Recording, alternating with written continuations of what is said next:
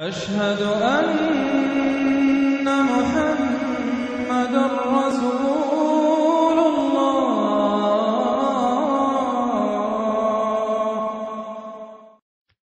الفجر نام، پہلے ہی لفظ والفجر کو اس کا نام قرار دیا گیا ہے۔ زمانہ نزول،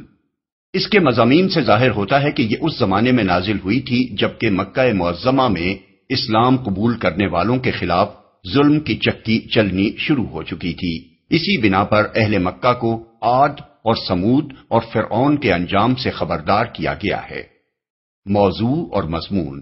اس کا موضوع آخرت کی جزا اور سزا کا اثبات ہے جس کا اہل مکہ انکار کر رہے تھے۔ اس مقصد کے لیے جس طرح ترتیب وار استدلال کیا گیا ہے اس کو اسی ترتیب کے ساتھ غور سے دیکھیے۔ سب سے پہلے فجر اور 10 راتوں اور جفت اور طاق اور رخصت ہوتی ہوئی رات کی قسم کھا کر سامعین سے سوال کیا گیا ہے کہ جس بات کا تم انکار کر رہے ہو اس کے برحق ہونے کی شہادت دینے کے لیے کیا یہ چیزیں کافی نہیں ہیں؟ آگے حواشی میں ان چاروں چیزوں کی جو تشریح ہم نے کی ہے اس سے آپ کو معلوم ہو جائے گا کہ یہ چیزیں اس باقاعدگی کی علامت ہیں جو شب و روز کے نظام میں پائی جاتی ہے، اور ان کی قسم کھا کر یہ سوال اس معنی میں کیا گیا ہے کہ خدا کے قائم کیے ہوئے اس حکیمانہ نظام کو دیکھنے کے بعد بھی کیا اس امر کی شہادت دینے کے لیے کسی اور چیز کی ضرورت باقی رہ جاتی ہے کہ یہ نظام جس خدا نے قائم کیا ہے اس کی قدرت سے یہ بعید نہیں ہے کہ وہ آخرت برپا کرے، اور اس کی حکمت کا یہ تقاضا ہے کہ انسان سے اس کے اعمال کی باز پرس کرے۔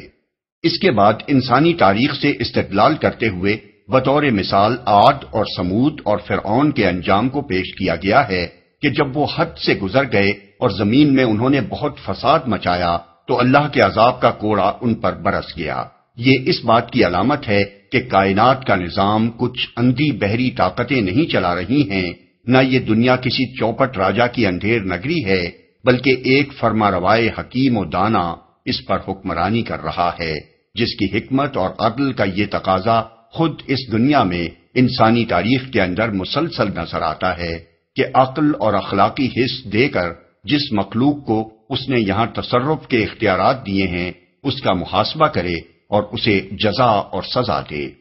اس کے بعد انسانی معاشرے کی عام اخلاقی حالت کا جائزہ لیا گیا ہے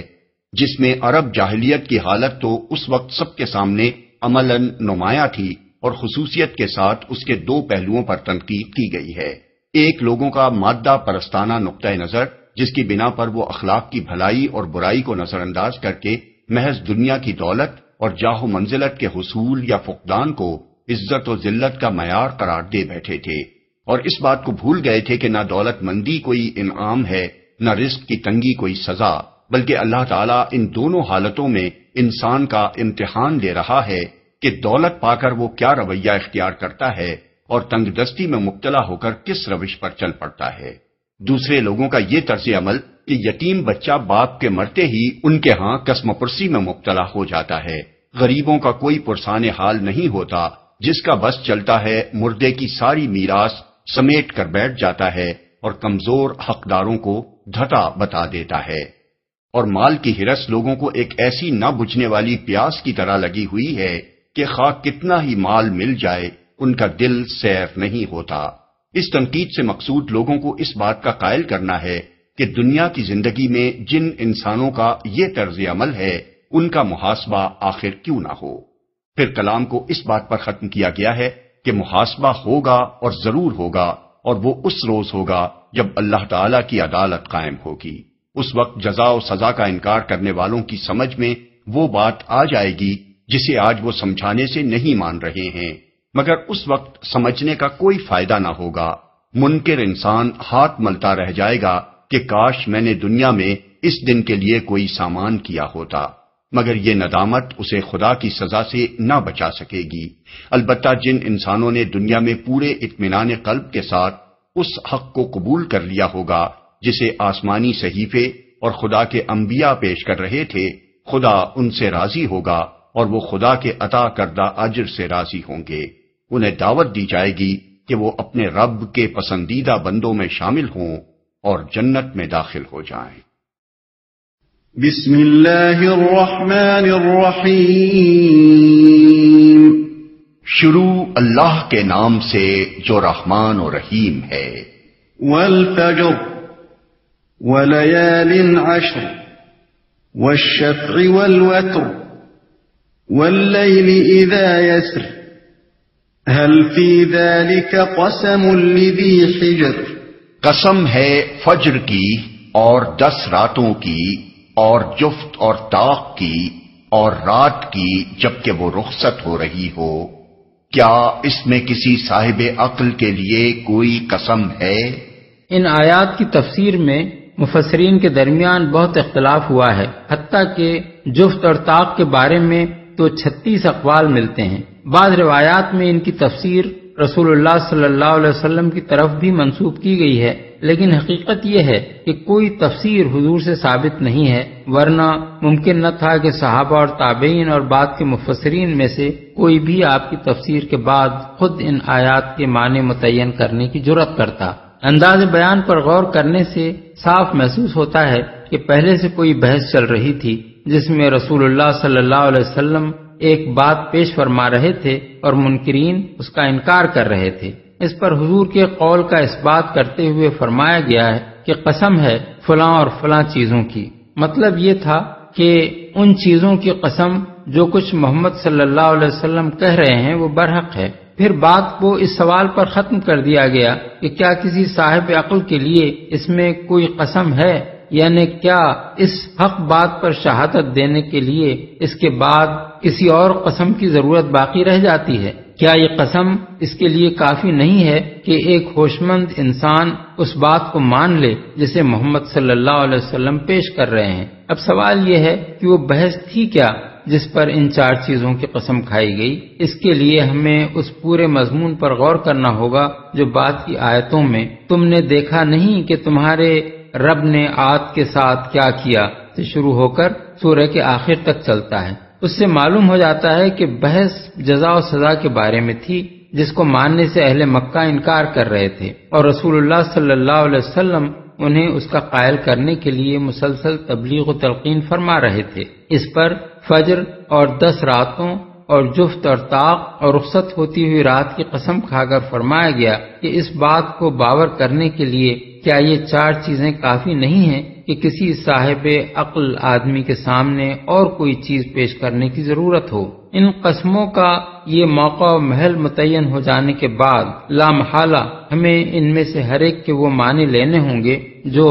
بات کے مضمون پر دلالت کرتے ہوں. سب سے پہلے فرمایا فجر کی قسم. فجر پو پھٹنے کو کہتے ہیں، یعنی وہ وقت جب رات کی تاریکی میں سے دن کی ابتدائی روشنی مشرق کی طرف سے ایک سفید دھاری کی شکل میں نمودار ہوتی ہے. پھر فرمایا 10 راتوں کی قسم. سلسلہ بیان کو نگاہ میں رکھا جائے تو معلوم ہوتا ہے کہ اس سے مراد مہینے کی 30 راتوں میں سے ہر 10 راتیں ہیں. پہلی 10 راتیں وہ جن میں چاند ایک باریک ناخن کی شکل سے شروع ہو کر ہر رات کو بڑھتا رہتا ہے یہاں تک کہ آدھے سے زیادہ روشن ہو جاتا ہے. دوسری 10 راتیں وہ جن میں رات کا بڑا حصہ چاند سے روشن رہتا ہے. آخری 10 راتیں وہ جن میں چاند چھوٹے سے چھوٹا اور رات کا بیشتر حصہ تاریک سے تاریک تر ہوتا چلا جاتا ہے یہاں تک کہ مہینے کے خاتمے پر پوری رات تاریک ہو جاتی ہے. اس کے بعد فرمایا جفت اور طاق کی قسم. جفت اس عدد کو کہتے ہیں جو 2 برابر کے حصوں میں تقسیم ہوتا ہے، جیسے 2، 4، 6، 8، اور طاق اس عدد کو کہتے ہیں جو تقسیم نہیں ہوتا، جیسے 1، 3، 5، 7. عمومی حیثیت سے دیکھا جائے تو اس سے مراد کائنات کی تمام چیزیں ہو سکتی ہیں، کیونکہ ہر چیز یا تو جوڑا جوڑا ہے یا تنہا. لیکن چونکہ یہاں بات دن اور رات کی ہو رہی ہے اس لیے سلسلہ مضمون کی مناسبت سے جفت اور طاق کا مطلب تغیر ایام ہے کہ مہینے کی تاریخیں 1 سے 2 اور 2 سے 3 ہوتی جاتی ہیں اور ہر تغیر ایک نئی کیفیت لے کر آتا ہے. آخر میں فرمایا رات کی قسم جبکہ وہ رخصت ہو رہی ہو، یعنی وہ تاریکی جو سورج غروب ہونے کے بعد سے دنیا پر چھائی ہوئی تھی خاتمے پر آ لگی ہو اور پو پھٹنے والی ہو. اب ان 4 چیزوں پر ایک مجموعی نگاہ ڈالیے جن کی قسم اس بات پر کھائی گئی ہے کہ محمد صلی اللہ علیہ وسلم جزا و سزا کی جو خبر دے رہے ہیں وہ برحق ہے. یہ سب چیزیں اس حقیقت پر دلالت کر رہی ہیں کہ ایک رب قدیر اس کائنات پر فرمانروائی کر رہا ہے، اور وہ جو کام بھی کر رہا ہے بے تکا، بے مقصد، بے حکمت، بے مصلحت نہیں کر رہا ہے، بلکہ اس کے ہر کام میں صریحاً ایک حکیمانہ منصوبہ کار فرما ہے۔ اس کی دنیا میں تم یہ کبھی نہ دیکھو گے کہ ابھی رات ہے اور یکایک سورج نصف النہار پر آ کھڑا ہوا، یا ایک روز چاند ہلال کی شکل میں طلوع ہوا اور دوسرے روز 14ویں رات کا پورا چاند نمودار ہو جائے، یا رات آئی ہو تو کسی طرح اس کے ختم ہونے کی نوبت ہی نہ آئے اور وہ مستقل طور پر ٹھہر کر رہ جائے، یا تغیر ایام کا سرے سے کوئی باقاعدہ سلسلہ ہی نہ ہو کہ آدمی تاریخوں کا کوئی حساب رکھ سکے اور یہ جان سکے کہ یہ کون سا مہینہ ہے، اس کی کون سی تاریخ ہے، کس تاریخ سے اس کا کون سا کام شروع اور کب ختم ہونا ہے، گرمی کے موسم کی تاریخیں کون سی ہیں اور برسات یا سردی کے موسم کی تاریخیں کون سی۔ کائنات کی دوسری بے شمار چیزوں کو چھوڑ کر اگر آدمی شب و روز کی اس باقاعدگی ہی کو آنکھیں کھول کر دیکھے اور کچھ دماغ کو سوچنے کی تکلیف بھی دے تو اسے اس امر کی شہادت ملے گی کہ یہ زبردست نظم و ضبط کسی قادر مطلق کا قائم کیا ہوا ہے، اور اس کے قیام سے اس مخلوق کی بے شمار مصلحتیں وابستہ ہیں جسے اس نے زمین پر پیدا کیا ہے۔ اب اگر ایسے حکیم و دانا اور قادر و توانا خالق کی دنیا میں رہنے والا کوئی شخص آخرت کی جزا و سزا کا انکار کرتا ہے تو وہ دو حماقتوں میں سے کسی ایک حماقت میں لامحالہ مبتلا ہے، یا تو وہ اس کی قدرت کا منکر ہے اور یہ سمجھتا ہے کہ وہ اس کائنات کو ایسے بے نظیر نظم کے ساتھ پیدا کر دینے پر تو قادر ہے، مگر انسان کو دوبارہ پیدا کر کے اسے جزا و سزا دینے پر قادر نہیں ہے، یا وہ اس کی حکمت و دانائی کا منکر ہے اور اس کے بارے میں یہ سمجھ بیٹھا ہے کہ اس نے دنیا میں انسان کو عقل اور اختیارات دے کر پیدا تو کر دیا، مگر وہ نہ تو اس سے کبھی یہ حساب لے گا کہ اس نے اپنی عقل اور اپنے اختیارات سے کام کیا لیا، اور نہ اچھے کام کی جزا دے گا نہ برے کام کی سزا۔ ان دونوں باتوں میں جس بات کا بھی کوئی شخص قائل ہے وہ پرلے درجے کا احمق ہے۔ أَلَمْ تَرَ كَيْفَ فَعَلَ رَبُّكَ بِعَادٍ إِرَمَ ذَاتِ الْعِمَادِ الَّتِي لَمْ يُخْلَقْ مِثْلُهَا فِي الْبِلَادِ تم نے دیکھا نہیں کہ تمہارے رب نے کیا برتاؤ کیا اونچے ستونوں والے عاد ارم کے ساتھ، جن کے مانند کوئی قوم دنیا کے ملکوں میں پیدا نہیں کی گئی تھی، تم نے دیکھا نہیں۔ جزا و سزا پر شب و روز کے نظام سے استدلال کرنے کے بعد اب اس کے ایک یقینی حقیقت ہونے پر انسانی تاریخ سے استدلال کیا جا رہا ہے۔ تاریخ کی چند معروف قوموں کے طرز عمل اور ان کے انجام کے ذکر سے مقصود یہ بتانا ہے کہ یہ کائنات کسی اندھے بہرے قانون فطرت پر نہیں چل رہی ہے، بلکہ ایک خدا حکیم اس کو چلا رہا ہے، اور اس خدا کی خدائی میں صرف ایک وہی قانون کار فرما نہیں ہے جسے تم قانون فطرت سمجھتے ہو، بلکہ ایک قانون اخلاق بھی کار فرما ہے جس کا لازمی تقاضا مکافات عمل اور جزا اور سزا ہے۔ اس قانون کی کارفرمائی کے آثار خود اس دنیا میں بھی بار بار ظاہر ہوتے رہے ہیں، جو عقل رکھنے والوں کو یہ بتاتے ہیں کہ سلطنت کائنات کا مزاج کیا ہے۔ یہاں جن قوموں نے بھی آخرت سے بے فکر اور خدا کی جزا و سزا سے بے خوف ہو کر اپنی زندگی کا نظام چلایا، وہ آخر کار فاسد و مفسد بن کر رہیں، اور جو قوم بھی اس راستے پر چلی اس پر کائنات کے رب نے آخر کار عذاب کا کوڑا برسا دیا۔ انسانی تاریخ کا یہ مسلسل تجربہ دو باتوں کی واضح شہادت دے رہا ہے۔ ایک یہ کہ آخرت کا انکار ہر قوم کو بگاڑنے اور بالآخر تباہی کے غار میں دھکیل دینے کا موجب ہوا ہے، اس لیے آخرت فی الواقع ایک حقیقت ہے جس سے ٹکرانے کا نتیجہ وہی ہوتا ہے جو ہر حقیقت سے ٹکرانے کا ہوا کرتا ہے۔ دوسرے یہ کہ جزائے اعمال کسی وقت مکمل طور پر بھی واقع ہونے والی ہے، کیونکہ فساد کی آخری حد پر پہنچ کر عذاب کا کوڑا جن لوگوں پر برسا، ان سے پہلے صدیوں تک بہت سے لوگ اس فساد کے بیج بو کر دنیا سے رخصت ہو چکے تھے اور ان پر کوئی عذاب نہ آیا تھا۔ خدا کے انصاف کا تقاضا یہ ہے کہ کسی وقت ان سب کی باز پرس بھی ہو اور وہ بھی اپنے کیے کی سزا پائیں۔ قرآن مجید میں آخرت پر یہ تاریخی اور اخلاقی استدلال جگہ جگہ کیا گیا ہے اور ہم نے ہر جگہ اس کی تشریح کی ہے۔ عاد ارم کے ساتھ عاد ارم سے مراد وہ قدیم قوم عاد ہے جسے قرآن مجید اور تاریخ عرب میں عاد اولا کا نام دیا گیا ہے۔ سورہ نجم میں فرمایا گیا ہے کہ وَأَنَّهُ أَهْلَكَ عَادًا الْأُولَى آیت 50، اور یہ کہ اس نے قدیم قوم عاد کو ہلاک کیا، یعنی اس قوم عاد کو جس کی طرف حضرت ہود بھیجے گئے تھے اور جس پر عذاب نازل ہوا تھا۔ اس کے مقابلے میں تاریخ عرب اس قوم کے ان لوگوں کو جو عذاب سے بچ کر بعد میں پھلے پھولے تھے عاد اخرى کے نام سے یاد کرتی ہے۔ قدیم قوم عاد کو عاد ارم اس لیے کہا جاتا ہے کہ یہ لوگ سامی نسل کی اس شاخ سے تعلق رکھتے تھے جو ارم بن سام بن نوح علیہ السلام سے چلی تھی۔ اسی شاخ کی کئی دوسری ضمنی شاخیں تاریخ میں مشہور ہیں، جن میں سے ایک سمود ہیں جن کا ذکر قرآن میں آیا ہے، اور دوسرے آرامی یعنی آرامینس ہیں جو ابتداً شام کے شمالی علاقوں میں آباد تھے اور جن کی زبان آرامی یعنی آرامائک سامی زبانوں میں بڑا اہم مقام رکھتی ہے۔ عاد کے لیے ذات العماد یعنی اونچے ستونوں والے کے الفاظ اس لیے استعمال کیے گئے ہیں کہ وہ بڑی بڑی بلند عمارتیں بناتے تھے، اور دنیا میں اونچے ستونوں پر عمارتیں کھڑی کرنے کا طریقہ سب سے پہلے انہی نے شروع کیا تھا۔ قرآن مجید میں دوسری جگہ ان کی اس خصوصیت کا ذکر اس طرح کیا گیا ہے کہ حضرت ہود نے ان سے فرمایا اتبنون بکل ریع آیۃ تعبثون وتتخذون مصانع لعلکم تخلدون، یعنی یہ تمہارا کیا حال ہے کہ ہر اونچے مقام پر لا حاصل ایک یادگار عمارت بنا ڈالتے ہو اور بڑے بڑے قصر تعمیر کرتے ہو، گویا تمہیں ہمیشہ یہاں رہنا ہے۔ سورہ الشعراء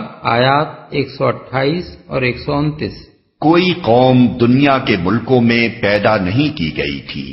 یعنی وہ اپنے زمانے کی ایک بے نظیر قوم تھے۔ اپنی قوت اور شان و شوکت کے اعتبار سے کوئی قوم اس وقت دنیا میں ان کی ٹکر کی نہ تھی۔ قرآن میں دوسرے مقامات پر ان کے متعلق فرمایا گیا ہے وَزَادَكُمْ فِي الْخَلْقِ بَسْطَةً، یعنی تم کو جسمانی ساخت میں خوب تنومند کیا۔ سورہ الاعراف آیت 69۔ فَأَمَّا عَادٌ فَاسْتَكْبَرُوا فِي الْأَرْضِ بِغَيْرِ الْحَقِّ وَقَالُوا مَنْ أَشَدُّ مِنَّا قُوَّةً، یعنی رہے عاد تو انہوں نے زمین میں کسی حق کے بغیر اپنی بڑائی کا گھمنڈ کیا اور کہنے لگے کون ہے ہم سے زیادہ زور آور۔ سورہ حامیم السجدہ آیت 15۔ وَإِذَا بَطَشْتُمْ بَطَشْتُمْ جَبَّارِينَ، یعنی اور تم نے جب کسی پر ہاتھ ڈالا جبار بن کر ڈالا۔ سورہ الشعراء آیت 130۔ وَثَمُودَ الَّذِينَ جَابُوا الصَّخْرَ بِالْوَادِ وَفِرْعَوْنَ ذِي الْأَوْتَادِ الَّذِينَ طَغَوْا فِي الْبِلَادِ فَأَكْثَرُوا فِيهَا الْفَسَادَ، اور سمود کے ساتھ جنہوں نے وادی میں چٹانیں تراشی تھیں، اور میخوں والے فرعون کے ساتھ یہ وہ لوگ تھے جنہوں نے دنیا کے ملکوں میں بڑی سرکشی کی تھی اور ان میں بہت فساد پھیلایا تھا۔ چٹانیں تراشی تھیں۔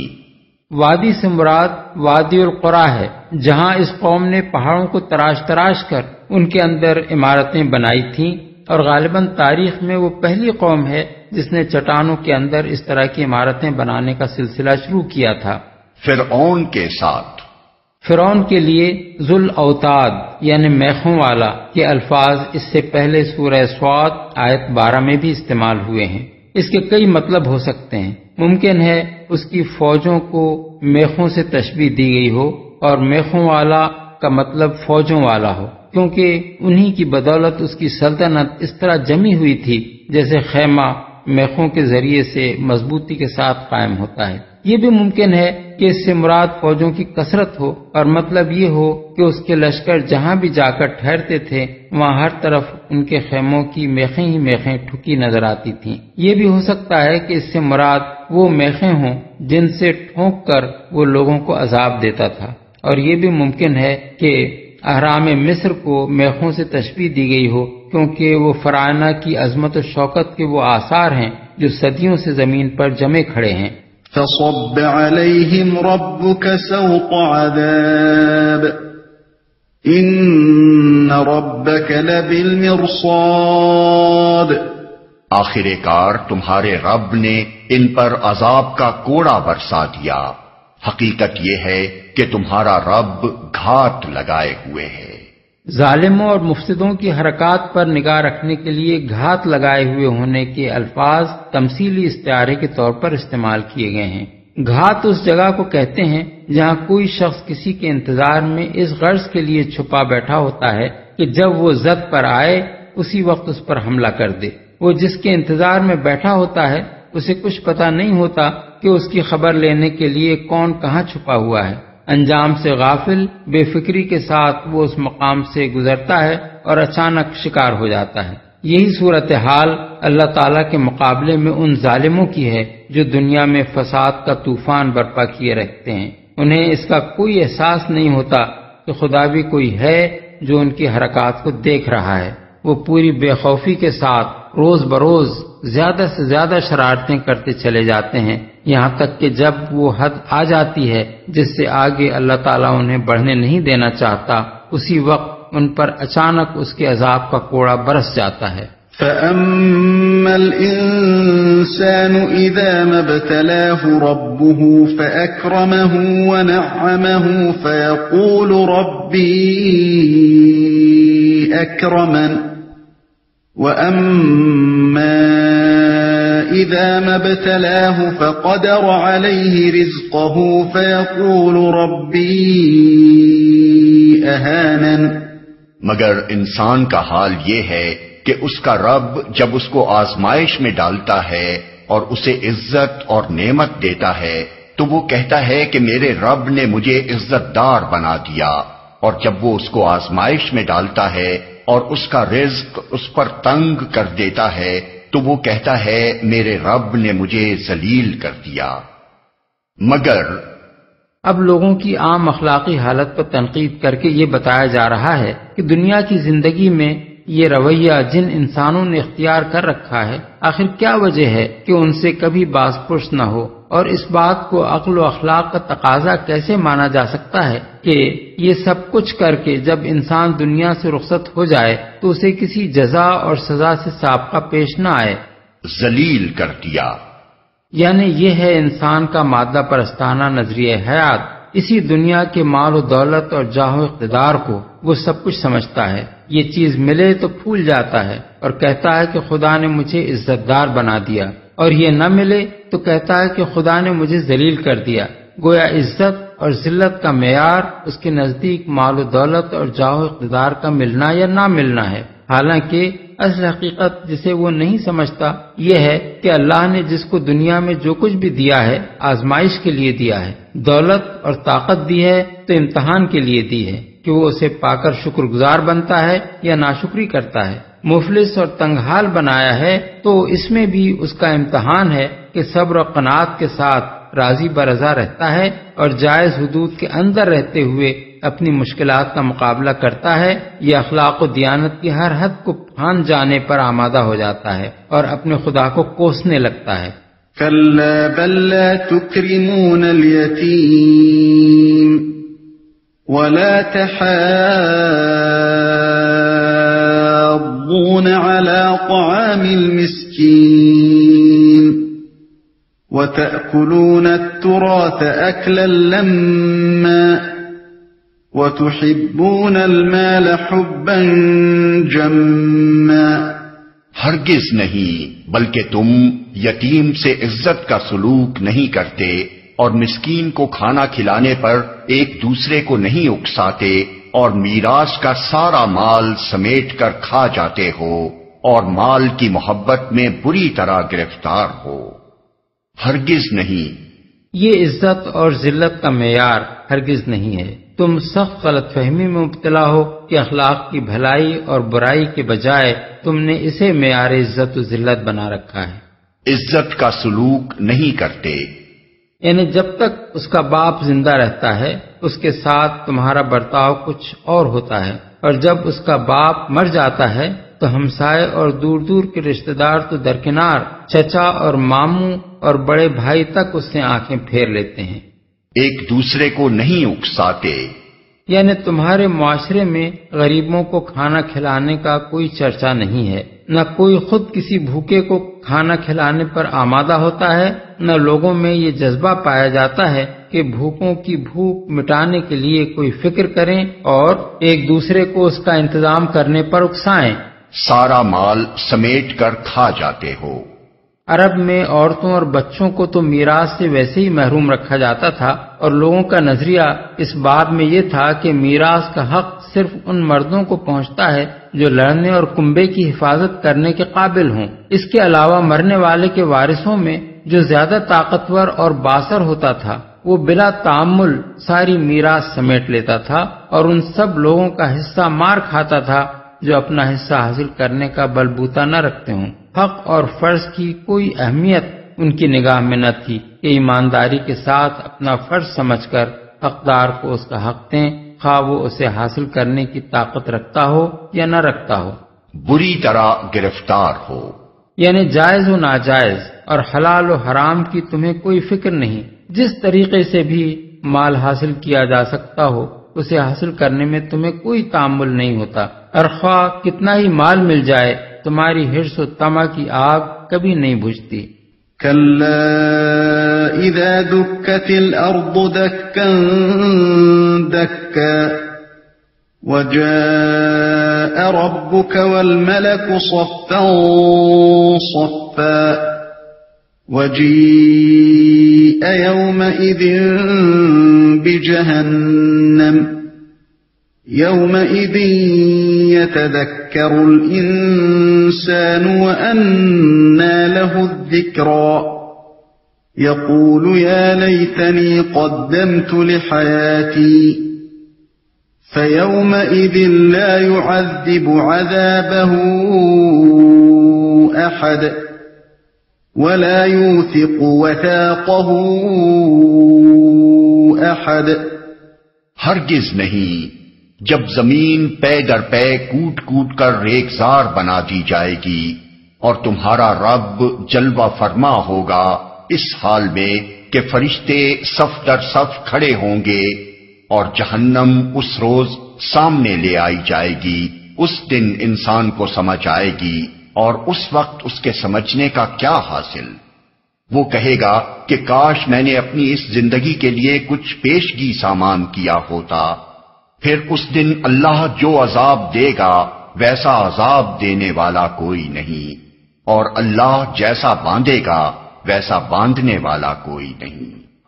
ہرگز نہیں، یعنی تمہارا یہ خیال غلط ہے کہ تم دنیا میں جیتے جی یہ سب کچھ کرتے رہو اور اس کی باز پرس کا وقت کبھی نہ آئے۔ جس جزا و سزا کا انکار کر کے تم نے زندگی کا یہ ہنجار اختیار کر رکھا ہے وہ کوئی انہونی اور خیالی بات نہیں ہے، بلکہ وہ پیش آنی ہے اور اس وقت آنی ہے جس کا ذکر آگے آ رہا ہے۔ رب جلوہ فرما ہوگا۔ اصل الفاظ ہیں جاء ربک، جن کا لفظی ترجمہ ہے تیرا رب آئے گا، لیکن ظاہر ہے کہ اللہ تعالیٰ کے ایک جگہ سے دوسری جگہ منتقل ہونے کا کوئی سوال پیدا نہیں ہوتا، اس لیے لامحالہ اس کو ایک تمثیلی انداز بیان ہی سمجھنا ہوگا، جس سے یہ تصور دلانا مقصود ہے کہ اس وقت اللہ تعالیٰ کے اقتدار اور اس کی سلطانی و قہاری کے آثار اس طرح ظاہر ہوں گے جیسے دنیا میں کسی بادشاہ کے تمام لشکروں اور اعیان سلطنت کی آمد سے وہ روب طاری نہیں ہوتا جو بادشاہ کے بنفس نفیس خود دربار میں آ جانے سے طاری ہوتا ہے۔ سمجھنے کا کیا حاصل؟ اصل الفاظ ہیں یوم اذن یتذکر الانسان وانى له الذکریٰ۔ اس کے دو مطلب ہو سکتے ہیں، ایک یہ کہ اس روز انسان یاد کرے گا کہ وہ دنیا میں کیا کچھ کر کے آیا ہے اور اس پر نادم ہوگا، مگر اس وقت یاد کرنے اور نادم ہونے کا کیا فائدہ؟ دوسرا مطلب یہ ہے کہ اس روز انسان کو ہوش آئے گا، اسے نصیحت حاصل ہوگی، اس کی سمجھ میں یہ بات آئے گی کہ جو کچھ اسے انبیاء نے بتایا تھا وہی صحیح تھا اور ان کی بات نہ مان کر اس نے حماقت کی، مگر اس وقت ہوش میں آنے اور نصیحت پکڑنے اور اپنی غلطی کو سمجھنے کا کیا فائدہ؟ یا ایتھا النفس المطمئنہ ارجعی الی ربک راضیۃ مرضیہ فادخلی فی عبادی وَادْخُلِي جَنَّتِي. دوسری طرف ارشاد ہوگا، اے نفس مطمئن، چل اپنے رب کی طرف اس حال میں کہ تو اپنے انجام نیک سے خوش اور اپنے رب کے نزدیک پسندیدہ ہے۔ شامل ہو جا میرے نیک بندوں میں اور داخل ہو جا میری جنت میں۔ نفس مطمئن، نفس مطمئن سے مراد وہ انسان ہے جس نے کسی شک و شبہ کے بغیر پورے اطمینان اور ٹھنڈے دل کے ساتھ اللہ وحدہ لا شریک کو اپنا رب اور انبیاء کے لائے ہوئے دین حق کو اپنا دین قرار دیا۔ جو عقیدہ اور جو حکم بھی اللہ اور اس کے رسول سے ملا اسے سراسر حق مانا۔ جس چیز سے بھی اللہ کے دین نے منع کیا اس سے بادل نخواستہ نہیں بلکہ اس یقین کے ساتھ رک گیا کہ فی الواقع وہ بری چیز ہے۔ جس قربانی کی بھی حق پرستی کی راہ میں ضرورت پیش آئی بے دریغ اسے پیش کر دیا۔ جن مشکلات اور تکالیف اور مصائب سے بھی اس راہ میں سابقہ درپیش ہوا انہیں پورے سکون قلب کے ساتھ برداشت کیا، اور دوسرے راستوں پر چلنے والوں کو دنیا میں جو فوائد اور منافع اور لذائذ حاصل ہوتے نظر آ رہے تھے ان سے محروم رہ جانے پر اسے کوئی حسرت لاحق نہ ہوئی، بلکہ وہ اس بات پر پوری طرح مطمئن رہا کہ دین حق کی پیروی نے اسے ان گندگیوں سے محفوظ رکھا ہے۔ اسی کیفیت کو دوسری جگہ قرآن میں شرح صدر سے تعبیر کیا گیا ہے۔ سورہ الانعام آیت 125۔ اپنے رب کی طرف، یہ بات اس سے موت کے وقت بھی کہی جائے گی، قیامت کے روز جب وہ دوبارہ اٹھ کر میدان حشر کی طرف چلے گا اس وقت بھی کہی جائے گی، اور جب اللہ کی عدالت میں پیشی کا موقع آئے گا اس وقت بھی کہی جائے گی۔ ہر مرحلے پر اسے اطمینان دلایا جائے گا کہ وہ اللہ کی رحمت کی طرف جا رہا ہے۔